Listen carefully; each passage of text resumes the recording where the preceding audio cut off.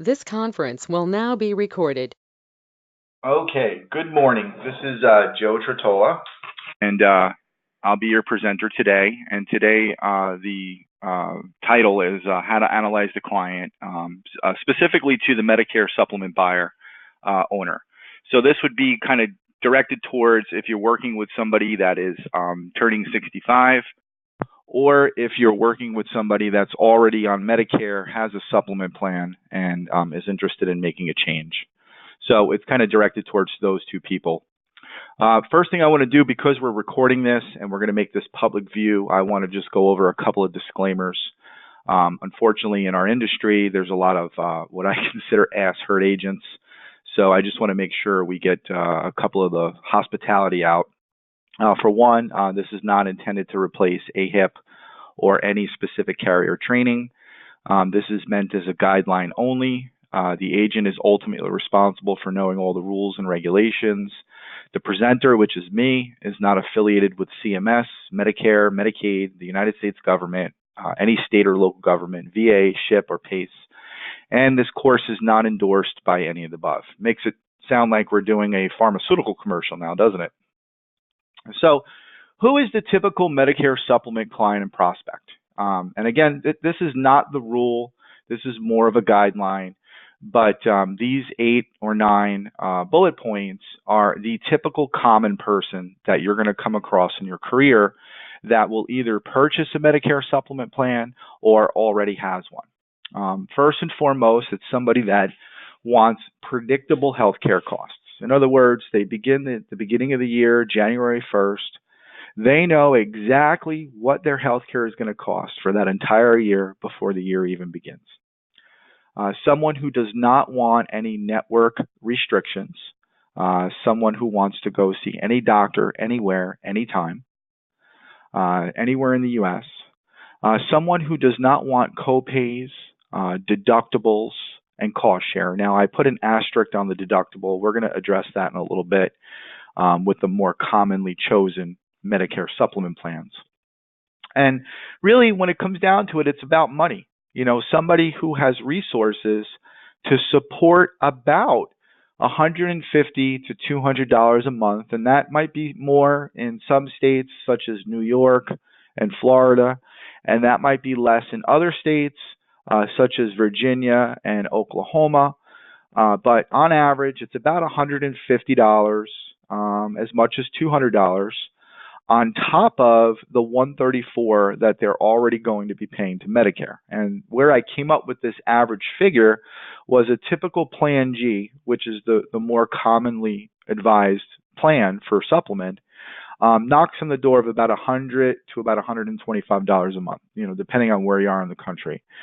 When you pair it with a prescription drug plan, which on average for most people is about $20, possibly $30 a month, and if they wanted to include dental, vision, and hearing separately, that ranges between $25 and about $40. That's where I came up with that $150 to $200 a month. If you're working with a client, the conversation comes up about, hey, do you think you got an extra $150 a month to commit to your health care? And they're just adamantly, absolutely not. I'm barely getting by. I could hardly make things work. More often than not, a Medicare supplement is not going to be appropriate for them. Heavy utilizer of services, someone that's really, really sick. It's kind of a catch-22 because like in the world of Medicare, if you're marketing Medicare Advantage plans, you're not supposed to ask about their health, but how can you properly advise somebody if you don't have an idea about their health? So if you're aware of somebody that's a heavy utilizer of services, key points, diabetics on insulin, COPD with oxygen, cancer, things of that nature, somebody that's really, really sick, they would be better served in a Medicare supplement plan simply because they would have no out-of-pocket costs if you pick the right plan for them for their health care. And then snowbirds and travelers. Oddly enough, I have a handful of clients that spend their life in their RV, and every month I get an email from them because they're in a different state hanging out with other RVers. They're traveling around the country, and that's how they've chosen to spend their retirement.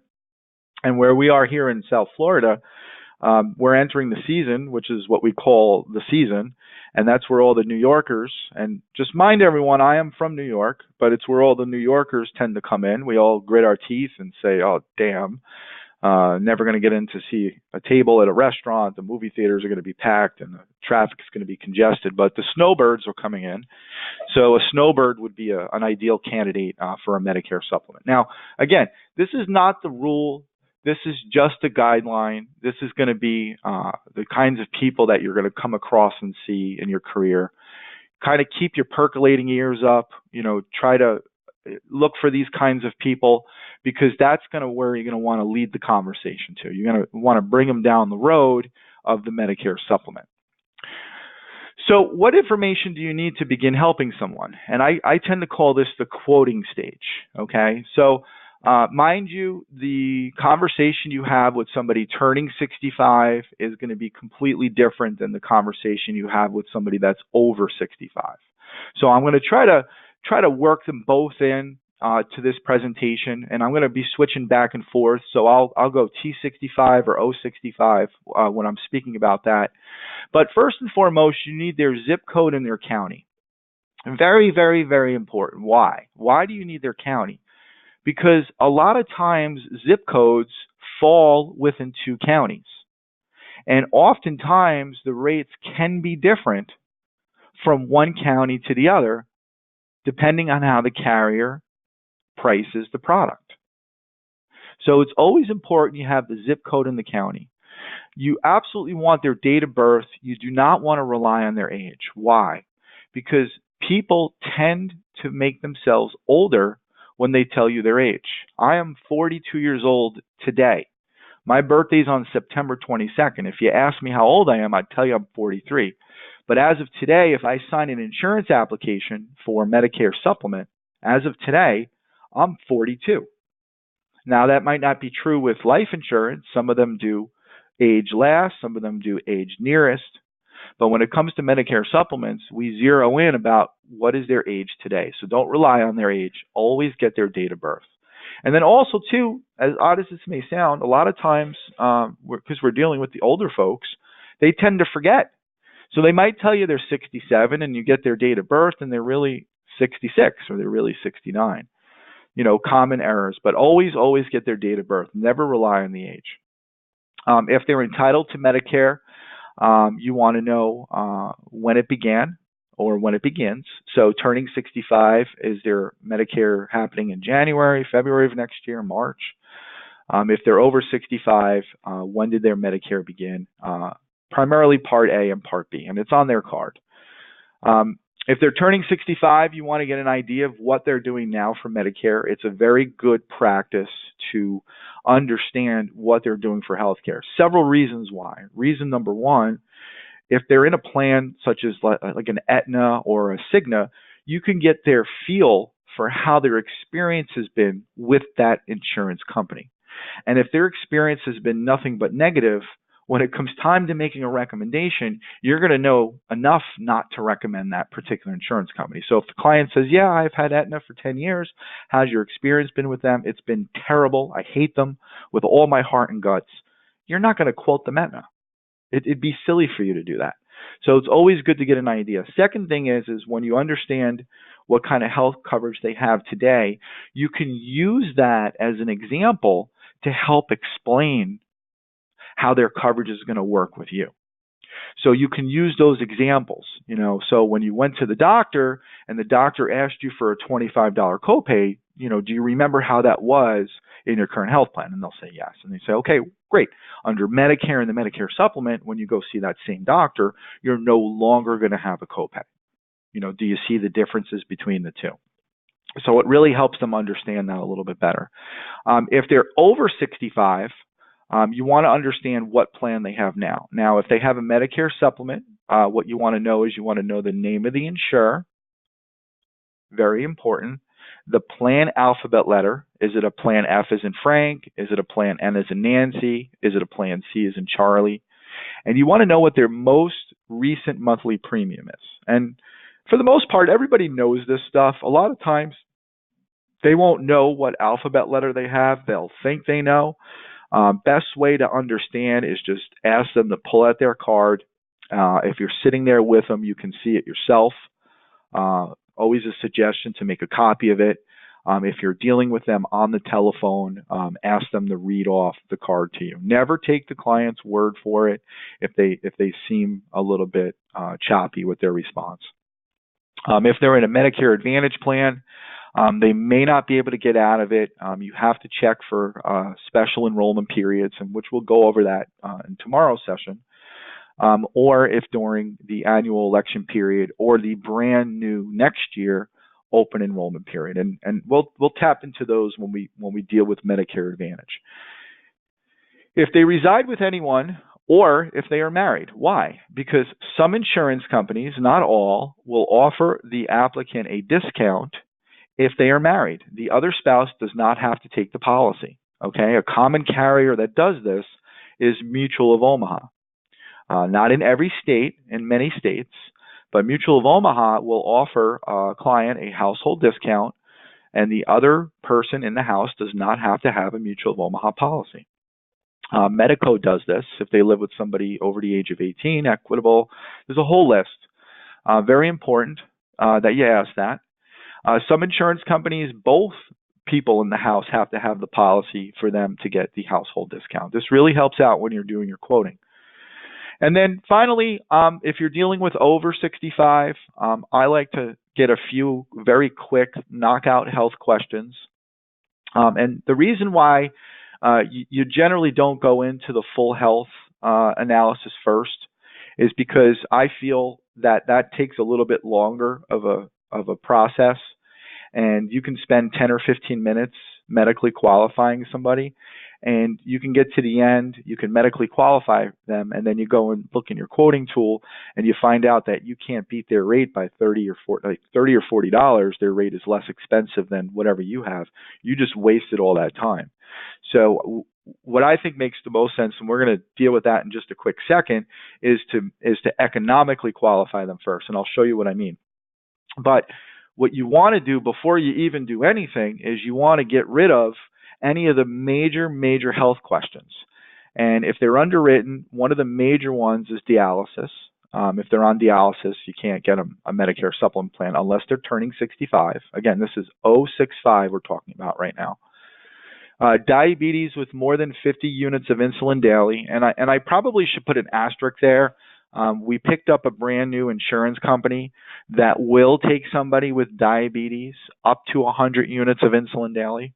I'll tell you this, though, I have not found in my career many people that were on insulin that fit between the 50 and the 100 units range. They were either way south of 50 or they were way north of 100. Not to say that you won't, but that's something I should change in this. Oxygen use, active or recent cancer within the last 2 years, a heart attack or heart surgery or stroke within the last 2 years. And I can see how this is written. It doesn't kind of flow right, but it's recent cancer, heart attack or surgery or stroke within the last 2 years is a typical knockout. You want to ask if they have any upcoming surgeries or medical testing that has been medically advised but not been completed. A good example of that would be cataracts. A lot of times people go in to the ophthalmologist. The ophthalmologist says, you have cataracts, we have to do surgery, but they're not bad enough. You have to come back in 6 months when they're worse. So that would be a decline. So these are kind of the general quick handful of, there's no shot in the world we're going to get you a coverage over 65 replacement questions. You want to kind of get those right out of the way. It saves a lot of time. So my suggestion is always to determine whether or not you can economically help them first. And I kind of work that into my presentation. I tell people there's, 2 ways that we approach this. First way is we have to determine whether or not we can economically help you. In other words, there's no sense of me asking you to make a change if I can't save you any money. What would be the point of paying more money for the same coverage? Doesn't make any sense. Once we're able to determine whether or not you economically can change, the very next thing we will do is we will determine whether or not you can medically change. And what I mean by that is that not all insurance companies accept people in the same manner, and so forth. So when it comes to economically helping somebody, I find that it's very quick and it's much more faster to run quotes than it is to get into their medical history, just as I said a moment ago. If it's a turning 65, there is no medical history. This is only for over 65 replacements. The tool that we use, which I'm going to pull up in just a bit, is we use what's called CSG. It's a quoting tool that has all the Medicare Supplement plans, and I'm going to pull that up in just a bit. You want to make sure that you have that pulled up. You want to quickly analyze their existing plan. And if they're turning age 65, you want to begin to educate them on the alphabet plan letters. These are the alphabet plan letters, A, B, C, D, F, G, K, L, M, N. This is set up for the year 2018. Obviously, if you look over here, these numbers are going to change. Actually, why is it not on the view yet? Oh, you know what? I didn't. Why can't you guys see that? You can see this one, but you can't see that one. Oh, there it is. Sorry it took forever to come up there.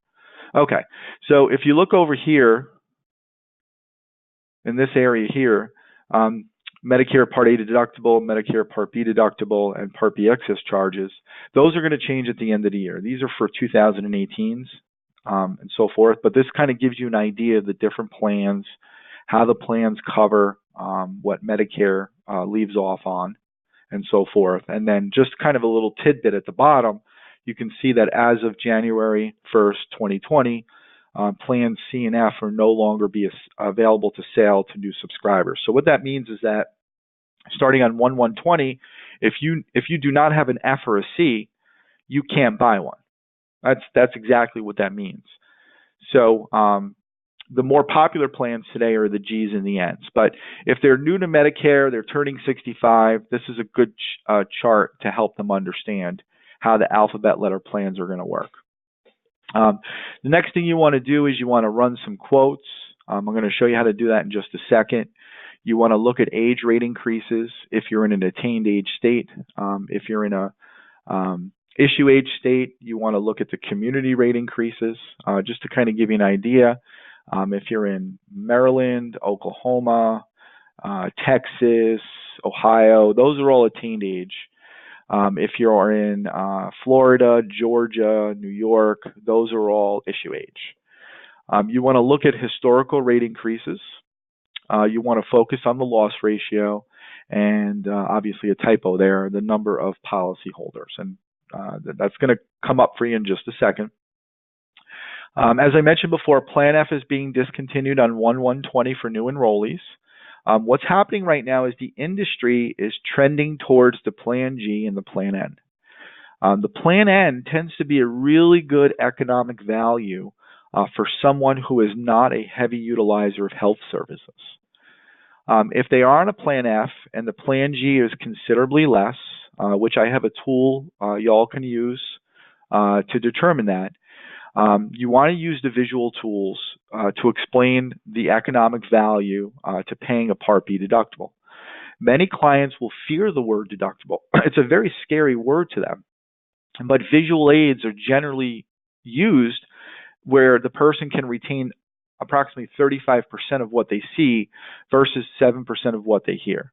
And once you realize you can help them save money and not compromise their coverage, it's time to move on to the medical part of the analysis. So I'm going to just quickly just jump right over to that visual tool. Here's a spreadsheet that I created. It's already posted in the Facebook page that we're all members of, Medicare for the Final Expense Community. And with this tool here, it's very good for educating somebody the economic value of a Plan G versus a Plan F. So basically what it does is it outlines all the different Medigap coverage benefits on the left-hand side. In the middle, you put the premium for the client's Plan F. On the right-hand side, you put the premium for your proposed Plan G. And then the calculator does the math. It factors in the Part B deductible. If somebody goes from an F to a G, They pick up a Part B deductible once per year, which is currently $183. So to be fair, you have to factor that in. So you have the premium difference of $116648. They will have to pay the Part B deductible, so we have to minus that from their savings. So their net overall annual savings is $983.48 with a monthly savings of $81.96. If you got somebody on the fence that's telling you that they like their Plan F because it pays real good and they're happy that it pays all the bills, and they're open-minded enough to allow you to show this to them, you don't have to say a single word. You could just sit there while they look at it, or you can sit on the phone with them while they look at it, because you sent it to them in the email. And they'll look at it and they'll say, okay, let me see if I understand this. And then they'll go through, they'll confirm a couple of the questions they have, and they'll say to you, okay, what do we need to do to get started? This tool sells the economic value of the Plan F to the Plan G. Right here is the tool to use. I've used the tool many times. I've had other agents use the tool, and every single time I've introduced this tool to an agent to use for the first time, they always send me a message or a note saying, I cannot believe how easy it was. All I had to do was show them that, and they understood, or they trusted me, or they believed me. Because that's the whole thing. The people don't believe you. When you're telling somebody on the phone that they can save $1,000 a year and not affect their coverage, that's a tough pill to swallow. It seems too good to be true. I don't believe you. But when you show them the tool, when you show them this over here, this tool that we use, it has everything kind of broken out, all the expenses, all the check marks. When you show them this, when you show them the real numbers to them, it's a no-brainer at that point. Okay, very, very, very, very rare will you come across someone that will look at that and say, nah, I'd rather spend $81.96 a month more. Very rare will you come across somebody.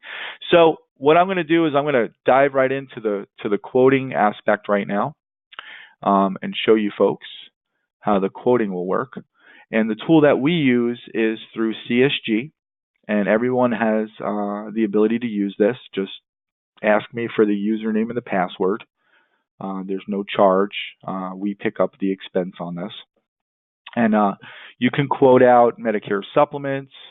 You can't use the Medicare Advantage part to give to the clients, but you can use it to show them. And then also for you folks that are doing final expense, you can quote out final expense. It literally has every single solitary final expense carrier in that zip code. So if you're ever competing with someone and the person tells you, I already met with an agent and he told me he can do the same thing for $27.50 a month, well, guess what? You got the tool and you can see whether or not that agent has lied to that customer or that customer is lying to you. So what you would do is you would go right to the Medicare Supplement tab. We have some presets already. We already have it set up for Plan G. We have it set up so the household discount is not applied. We have it set up as a gender of female. You can change that. And then automatically it gets set up to age 65. So let's do zip code 73055. Okay, now look what happens over here. 73055 falls within 4 counties. Remember what I said before. It's very important you know what county that they reside in. So we're going to pick Grady County. And I want to do a male, Plan G, and then we're going to do a replacement. I'm going to go all the way out to age 70.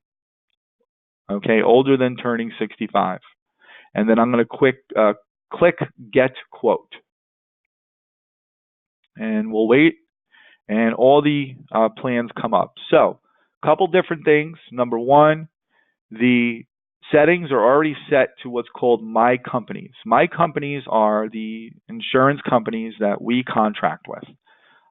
It may not necessarily be the insurance companies you contract with, but these are all insurance companies that we have vetted, that we have determined that there is a client out there and we want to have a product for them. Very rare do we come across a client that we cannot place utilizing all of the different companies here.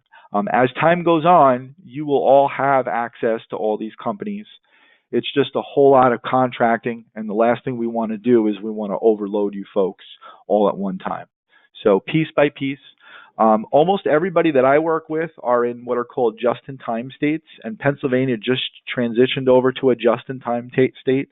And what that means is that you can sell the insurance company's plan at the same time that you do the contracting. So don't get all hung up on if you don't have Sentinel Security yet, or if you don't have Cigna, or if you don't have Manhattan Life yet. If you have to sell Manhattan Life, just let me know. We'll make sure that you can do the application and the contracting at the same time, and the client will be taken care of. So setting to my companies, so you kind of take a look real quick and you say to yourself, all right, this particular client, he has a plan G, he's paying $150 a month elsewhere. I have quite a few insurance companies that can help the individual. Okay, so how do you pick which one is which? Now, naturally, people pick Medicare Supplement plans like they choose wine at a restaurant. They read the wine menu from the right to the left. Medicare Supplements, very similar. Immediately we're drawn to go right to the cheapest one, but the cheapest one may not be the very best one. And how do we do that? So the first thing we want to do is we want to understand the insurance company a little bit better. Okay, so if we're going to recommend Sentinel Security to this individual, we want to understand a little bit about Sentinel Security as a Medicare Supplement issuer. And the first thing we want to understand is, how do the rate increases work for the age? Now, age rate increases in an attained age state, which is most of the states you're all in and you'll sell in, those are written into the policy. So when the person buys the policy, they know ahead of time exactly how much their rate is going to go up each and every single year of their life. And in this case, somebody that's age 70, in this particular insurance company, this is what's going to be their age rate increase. 4%, 3.8, 3.3, 3.2. Trending, it looks like it's decreasing as they get older, an average of 3.6. The other increase history is what's called community rate increases. So the insurer decides that they're going to raise the rates for Grady County, or the insurer decides that they're going to raise the rates for the entire state of Oklahoma for everybody that has that policy. They'll file that with the state. The state will approve the rate increase, and you'll see that increase history in the middle column. Okay, those are the unexpected ones that we're not sure of, and we don't know when or how much will happen. These are the expected ones. These ones we know ironclad. Over here is some market data, and this we do believe to be true. We believe it's about 30 days behind, but this kind of gives you the pulse of how the insurer is handling their block of business. And the first thing I look at is what's called loss ratio. Loss ratio is the percentage of premiums that are brought in that are paid out in claims. So Sentinel, as an insurer for Medicare Supplement plans, has been in the market in this state for 8 years, which is a healthy amount of time. And on the state level, for the last 8 years, they're running at about 76% loss ratio.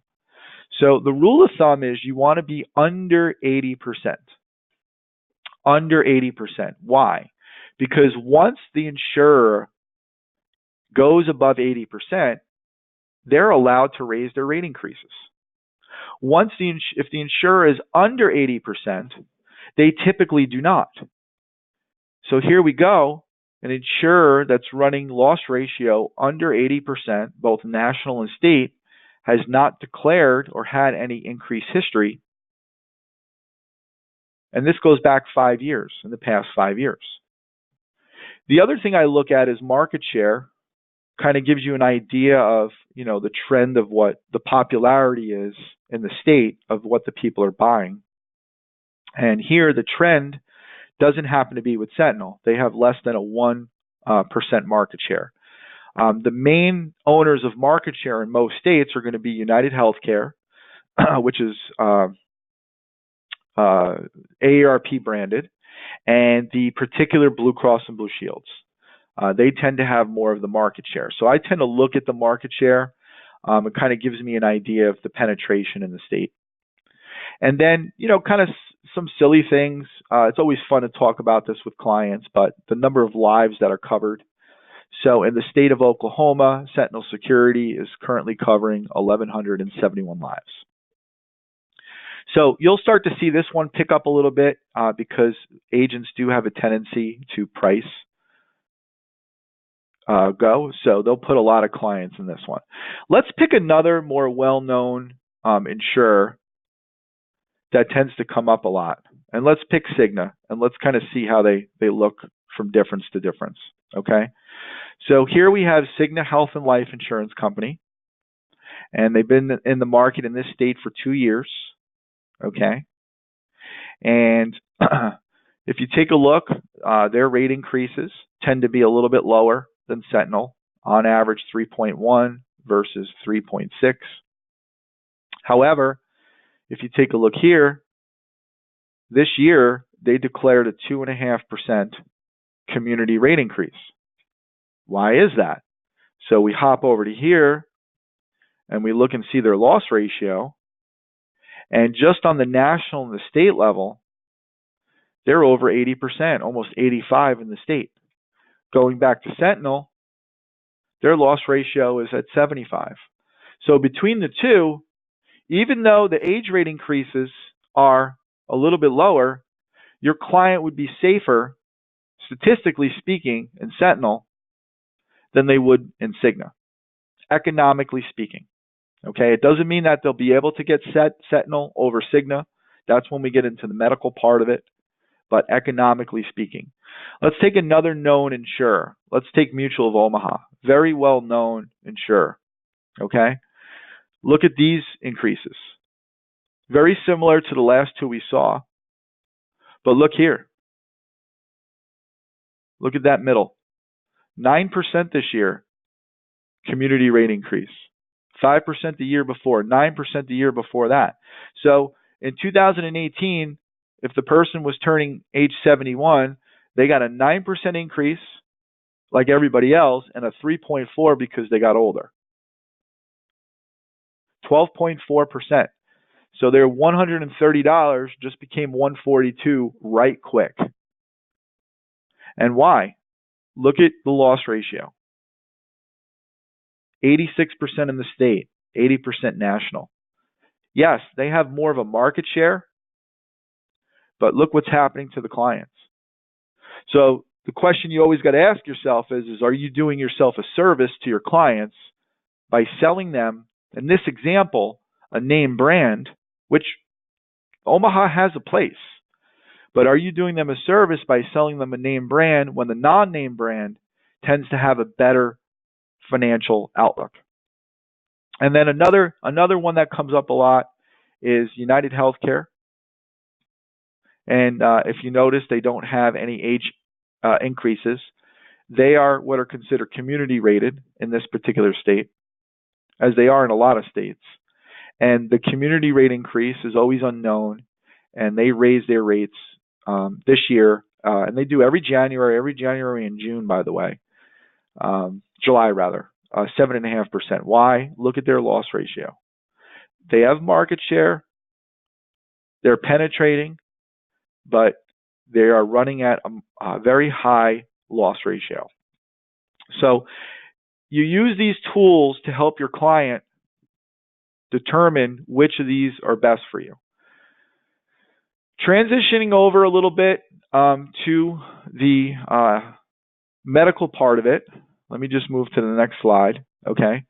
And I'm going to come back to CSG in just a moment. But once you're able to determine whether or not you can economically help your client, you want to transition over to medically qualifying them. So it would be great if you can get them, Sentinel at 125, but if they have diabetes and high blood pressure, as an example, Sentinel won't take them, Mutual of Omaha won't take them. So you have to medically qualify them. So the first thing you want to do that I find is you want to start taking down a list of their medications. Why? Medications paint a very good picture. It kind of gives you kind of an idea of really where the health is of the individual. Number one. And number two, you're going to need the medications to put on the application if you move forward with helping them apply.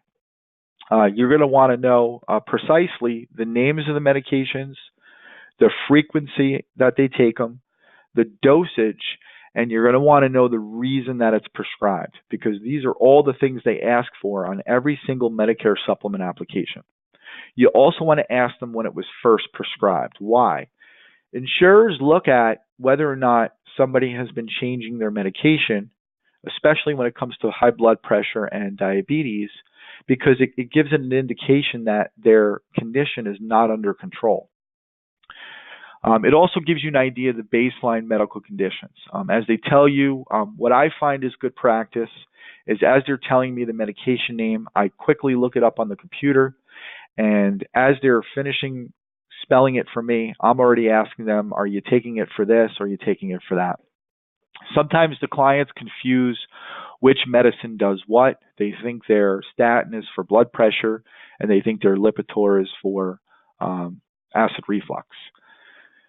Sometimes medication has two uses, and one of the uses are a knockout use, and on most insurance companies' underwriting. You'll need this later if they want you to help them with the Part D coverage. So I kind of read that and I didn't really wrap my head around what I typed up here. So let me explain. A lot of times medications have two uses, and my example is in the next bullet point. The Ranaprol, that treats both restless leg syndrome and Parkinson's disease. If you go in any Medicare Supplements underwriting manual for the producer, and you go down to the back where it has uninsurable medications, in other words, people that are on these medications, we won't take them. Every single one of them has Ranaprol on their list. But right next to it, it'll say, if for Parkinson's only. So it's very important that you understand a lot of times blood pressure medications are prescribed for hypertension, but they're also prescribed for angina. Angina is a decline across the board. So you always got to confirm with the medication, what is the condition it's prescribed for. Second thing is if you're ever going to help them with the Medicare Part D, and if they are turning 65, it's inevitable because it's a conversation that they're going to bring up for you. If it's over 65, a good value add service you may want to provide is during the annual election period, you would consult with them on their Part D. You can't do much with it during the middle of the year, but you can consult with them, and that's just making you really good at what you do, but more importantly, showing the client that you're always going to be there for them. So it's always good practice. You'll have that medication list. You won't have to ask them again. Next thing you want to do is you want to go through the knockout application medical questions with your first pick carrier. So I put up on the Facebook page all the carriers' knockout questions, and you go to your first pick. You have a basic idea at this point, who your first pick is going to be. You know that they don't have COPD with oxygen because you did that earlier on. You got a list of their medications. For the most part, you're aware that they don't have diabetes and high blood pressure, so that opens up most of your carriers. You're aware that they're not within a heart attack or heart disease or anything that with the last couple of years. So you start with your first go-to carrier, your first pick. You go down the questions. You ask them exactly as they're written on the application. That is the rule. The rule is if you're going to take an application for an insurance company, you must ask the questions exactly as written. So once they get through that and they answer no, if you're not familiar with any of the medications that they're on, that they might be for more serious medical conditions. In other words, if they tell you the name of a medication you're just not really familiar with, and you Google it, and it could be prescribed for high blood pressure, in my example before, or it could be prescribed for angina, you want to go to that specific insurance company's medication knockout list. You want to confirm that. Why? Because one insurance company may accept that medication that I just gave you an example of for high blood pressure. Another insurance company will not accept it for any reason. So you want to make sure if it's not a common drug like metformin or Lipitor, you want to make sure that it's not on the RX knockout list. If they answer a yes to any of the questions on your first go-to carrier, the next thing you want to do is you want to move on to your next carrier that does not have that question. And I use the example of Mutual of Omaha. Mutual of Omaha will decline anyone that is diabetic with hypertension. However, Cigna will accept it if high blood pressure medications are 2 or less. And I have a cheat sheet. I'm not sure if I've put it up on the Facebook page, but I'll make sure it's up there, if not today or tomorrow. But I have a cheat sheet where you can go down for each medical condition and you can see which carrier would accept them. What you really want to do is you want to zero in on the medical conditions. And the reason is that clients often downplay the severity of their conditions, and they often forget when the events occurred. And I'll give you an example. We tried to place somebody recently that had a mini stroke.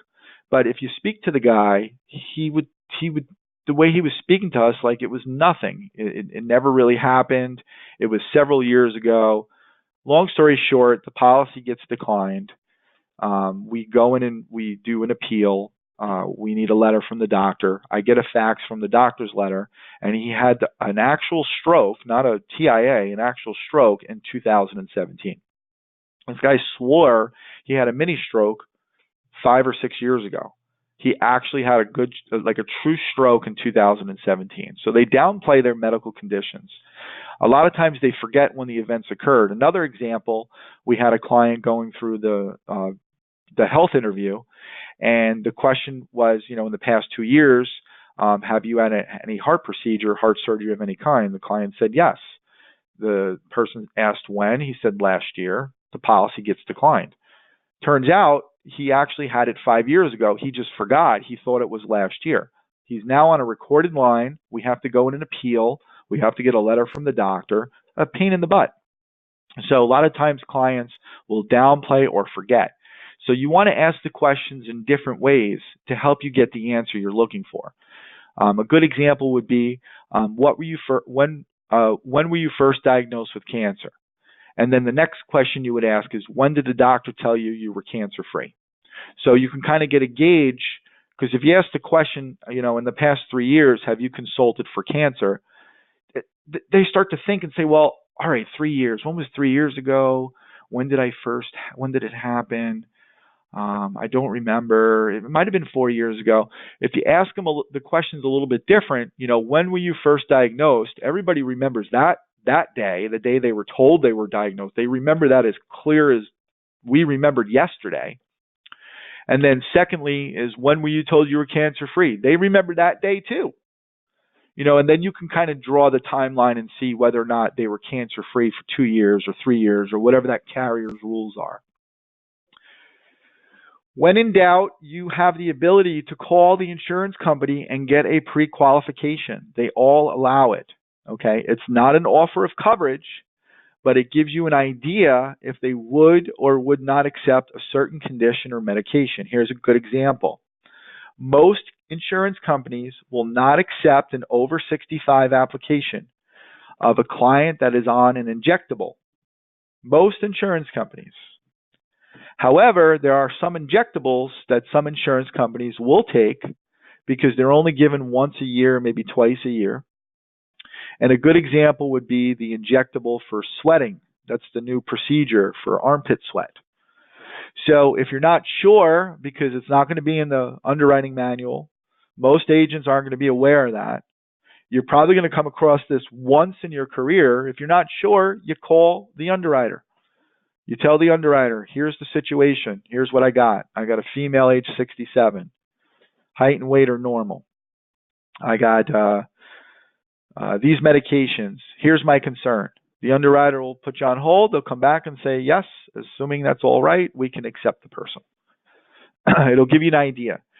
Once you feel confident that the client can pass medical underwriting, then you want to feel confident to submit the application.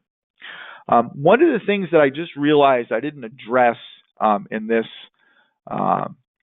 example here is height and weight. Very, very important thing that you want to address a little bit. And I have the height and weight chart up on the website that we're all in. But what I want to do is I want to show it to you really quick because it's very important. I've made a lot of mistakes in my career with clients getting coverage because I didn't follow the height and weight chart yet. I'd get super excited and I'd start telling them about how much Cigna is going to cost them and it's going to be great. And then I come to realize that, you know, she's a 5'5" female and she weighs 290 pounds. She won't be able to get Cigna. So the other thing you want to do, and I just realized I didn't address it, is if you're doing a over 65, is you want to immediately get their height and weight right out of the starting gate, and you want to quickly go to your chart and see where they fall on the height and weight chart. And if they're under the height and weight chart, obviously you have no worries. But if they're knocking on the door, if this particular individual is knocking on the door at 240 pounds, you know, there are some carriers that this individual isn't going to be able to go with. So you can start to knock those carriers out so that you don't get yourself caught later on quoting a carrier that they can't get. Okay, so I apologize for that. That's an important thing that you would want to do when medically underwriting somebody. So now I'm going to go back to CSG really quick and kind of bring that over here again, and I'm going to show you guys a tool that you can use. Over here on the left-hand side, application health questions. You want to click on where it says add condition, and you can type in the condition. So I'm going to use diabetes because that comes up often. And you have different options here: diabetes dependent on insulin, diabetes with medical conditions, diabetes with any heart condition, including high blood pressure. So let's go ahead and click on that. And look what happens. It gives you an idea down below for the particular carrier, how the carrier is going to look at that particular condition. So for example, Sentinel Security Life, I know that they do not accept anyone with diabetes and high blood pressure. So their look back period obviously is going to be ever. When we look at Cigna Health and Life, it's not on the application. It's a question that they don't even ask. Okay? Mutual of Omaha, I know that their look back period is ever. So if they're with diabetes and high blood pressure, you can't write Mutual of Omaha. It'll be an automatic decline. It'll be a yes answer on one of their questions. So I don't depend on this as the absolute rule. I depend on this as a very quick guideline, very, very quick guideline. And then if I'm not sure, if I'm absolutely not sure, the next thing that I will do is I will go to the individual insurance company's underwriting manual that I have saved in a directory. And I would go very quickly and I will, you know, as quick as I can, try to understand whether or not they would be eligible for the coverage. And to me, that's a good practice to get in the habit of, is to immediately go into the underwriting guide and go down to where the conditions are if you're not sure. You don't have to carry around these all in hard form. You can put them on like a Dropbox or a Google Drop. But here, this particular insurance company kind of writes out their uninsurable health conditions. Here's a good one: spinal stenosis. Spinal stenosis doesn't really show up on any of the insurance companies' medical questions. Spinal stenosis doesn't come up a lot. Not a lot of people have it, but it does. Some insurance companies accept spinal stenosis, others don't. So here would be a condition that you're really not going to find anywhere. And if you can't find it anywhere, then you got to go to the specific company's underwriting manual. And then it'll also show you the disqualifying medications as well. Okay, always a good practice to do that. So if you're always unsure, you want to go immediately to the insurance company's underwriting manual. So when you've come to the point where you're confident that they are eligible for coverage, what do you do next? You go into the application process. Almost every single insurance company that does Medicare supplements have an electronic app system. And what I mean by that is whether you're sitting down with the person or you're doing it over the telephone, the application is on the insurance company's portal's website. And we'll have another session probably next week about how to do the applications for the more common carriers. It's very easy. It takes about 15 minutes. If you're sitting with the client has to click the submit button on the computer. If you're remote, then you can send them an email to e-sign, or what I prefer to do is to have them do a voice signature service. Very easy. It takes about 4 minutes. If they're turning 65, nothing further is necessary. So if it's a T65 application, the only thing you need to do is the application. If it's an underwritten application, then a phone interview is required by most carriers. Some carriers are optional, but I would just imprint it in your brain that it's going to be a requirement for every carrier every time. I have not had a policy issued where the insurance company did not do a phone interview. Even though they say that they don't require it, I can tell you that they do. The good practice, what makes the most sense to do, is you're right there with them. You got the person on the phone. You're sitting in their house. They've agreed to move forward. There's no reason to delay the process.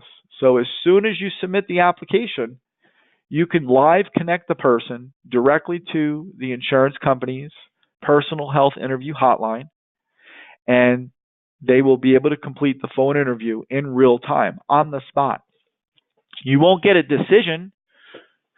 Unlike final expense, Medicare supplements do not give instant decisions. We do have a carrier, the one that I just showed you a moment ago, Unified Life. They do give instant decisions, but that is not the norm. And they will run an MIB report. They will do a prescription drug check. They will ask the customer exactly the same questions on the application, exactly the same way that you asked them. They will also ask the person their doctor's name and if they've seen any specialists. The Medicare Supplement PHI, oddly enough, lasts a little bit longer than the final expense interview. The final expense interview, I think, is about 10 minutes, possibly 15. These calls are more closer to 15 minutes, possibly 20, to be fair. Sometimes they go quick, but for the most part, they're about 15 to 20 minutes. I can tell you Aetna is a little bit longer. Aetna could take up to an hour. They go very deep. But it's good because now you have a policy that, if approved, it's, in my opinion, ironclad from rescission. So I'd rather them spend an hour on the phone with them, asking them about everything that ever happened to them medically. That protects me. So if that policy was ever rescinded, I know that in my heart of hearts that it wasn't my fault. And then the typical underwriting turnaround can take anywhere from 1 to 10 days. Most of the time, the app is issued usually in 1 to 3 days after the phone interview is complete, most of the time. And then the policy is then issued. Then it would be up to you, if it's an over 65, to make sure that you cancel out the coverage of the existing policy. You don't want your client to be paying 2 premiums. The other thing I wanted to show on CSG before we wrap this up is I wanted to show you really quick how the discounts work. So you're on the phone with an individual. and the individual, you ask, do you live with anybody that is over the age of 60? They say yes. Or are you married? And they say yes. To find out if the insurance company will offer the discount, I'll have a list of all the different insurance companies and how the rules work. Like Cigna, both have to have the policy for the discount. Mutual of Omaha, only one of them does. Americo, only one of them does. Manhattan Life, only one of them does. AARP, I don't think has a household. Oh, they do. So both of them have to have it. Aetna, both of them have to have it, and so forth. So I'll have the rules. So you're on the phone with somebody. They tell you that they reside with somebody over 60. You click the button, apply discounts. You'll have your little insurance company cheat sheet. So if you were going to quote Mutual of Omaha, you would know that you would be able to quote them at the discounted rate, the 120.90. But if you were going to quote them Cigna, if the other person's not getting the policy, you would have to quote them at 128.10. It's a good tool to have. In some of the states, the discount is upwards of 12%. So it could be about a $15 difference for a lot of the customers, especially when your presentation to them is to save them money. The object is to save them as much money as you can. And then obviously, if you're working with a couple, you want to apply the discounts because couples like to have the insurance with the same company. One of the things that I always do when I'm working with couples is I always let them know that in many cases, although you both want to keep the coverage with the same company, obviously for the discounts, a lot of times you may not want to keep it with the same company because of health reasons.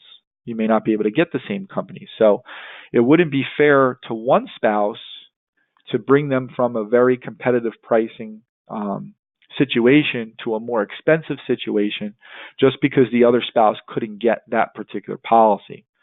So I always prep the clients and let them know that we're going to do our best if you want to try to put you with the same insurance company, but there are a lot of good reasons why you wouldn't. And really, behind the scenes, the one main reason I would think would be the fact that if that particular insurer has a very sharp rate increase, it's going to affect both of them as opposed to just one of them. So sometimes we try to separate them when it makes sense. Other times we don't when it doesn't make sense. But you got to use your judgment on that one, and you have to decide whether or not. The other thing I wanted to show you real quick is when you unclick the My Companies button very quickly here. And of course, what happens is all the other choices come up. Now, a lot of these insurance companies are not eligible to be sold. They're still active, but they're not taking any new customers. And I don't know why this is all spread out like this. And then some of these insurance companies you can't sell, they're captive, but it just kind of gives you an idea of what the pulse is in the marketplace as compared to the carriers that you're working with and you're recommending. Okay, so it kind of gives you an idea. New Era comes up a lot, but they don't have a lot of policyholders and so forth, but kind of gives you a pulse and an idea of really what's going on there. So if you're competing with somebody else and the other agent has quoted them, for Loyal Christian, you'll be able to take a look at Loyal Christian and you'll be able to see the internal data here. And if somebody's being quoted Loyal Christian, here's a good example. You see right here the rate increases. You see the loss ratio. You can tell the person with confidence and conviction and support your recommendation that this is not a good idea for them.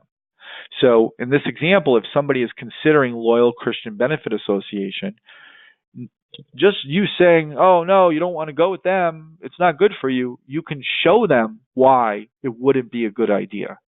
You can show them of the rate increase histories. You can show them the loss ratio, that they're probably looking at a disaster down the road. And if you show this to the client will look at it and the client will feel more comfortable because they have now a visual aid to support what you're telling them. And you solidify the trust and solidify the relationship.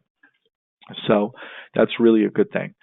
So I hope this was informative for everyone. We're at that 1 hour mark, and my goal is always to respect everybody's time. So this is really designed for Medicare supplements. Tomorrow morning at the same time, we will dive into Medicare Advantage. I'm going to turn off the recording right now because I want to use this for the future, and then I'm going to stay around to field any questions if anybody has any questions.